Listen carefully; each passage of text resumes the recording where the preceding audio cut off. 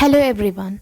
Ivy gourd is a small wonder with lots of medicinal values in it. But most of the kids are against this ivy gourd. So I tried out this recipe which came out well and my kid too enjoyed it. The ingredients are chopped ivy gourd 1 cup, 1 onion, 1 tomato. For almost 10 ivy gourd, I took 1 tomato and 1 onion. Ginger garlic paste 2 teaspoon, chili powder, coriander powder half tablespoon, turmeric powder, salt as per taste, and then oil for sauteing. For preparation, initially I will be sauteing the chopped ivy gourd in the kadai. While sauteing, I used to add salt as well. I follow this step because the skin of the ivy gourd is bit thick and the cooking time of the ivy gourd is also a little more.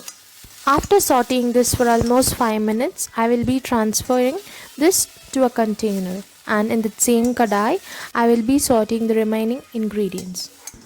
Pour 1 tablespoon of oil in the kadai, and once it heats up, add the mustard seeds. Once the mustard seeds splatters, please add the chopped onion. Saute the onion in the oil. Once the onion is partially sauteed, add the ginger garlic paste. When ginger garlic paste is added, I usually add salt. This avoids the ginger garlic paste sticking to the vessel. Once the raw smell of the ginger garlic paste goes off, add the chopped tomatoes.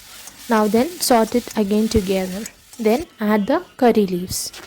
Saute this for 2-3 minutes. And now it's the time to add the sauteed ivy gourd.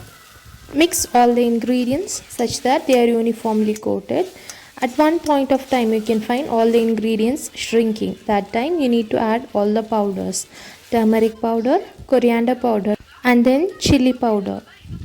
If in case you need to add more salt, you can add at this stage too. But kindly note that we have added salt in 2 stages. First when sauteing the ivy gourd alone, and then when sauteing the ginger garlic paste. After 2 minutes of mixing completely, I will be adding half a glass of water for the ivy gourd to cook. After sauteing, I will be closing this with a plate for the ivy gourd to cook well, because as I said earlier, the skin is bit thick. Friends, do you all know that this ivy gourd is rich in iron and it is very good for diabetic patients as well, and it contains a burst of antioxidants in it.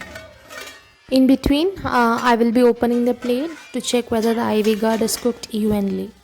At this stage, I will be adding a little pepper to the ivy gourd masala.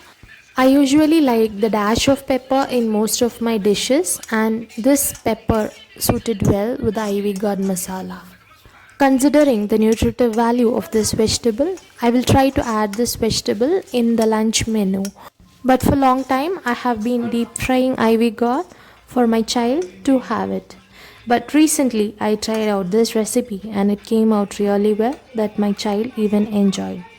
This gravy suits well with a plain rice, idli dosa, and it'll be a best one for chapati too. Do try this and you will all really enjoy it. Hope you liked this video. If you did, please like and share this video with your family and friends. Kindly subscribe to our channel Mixed Mocktails. Thank you.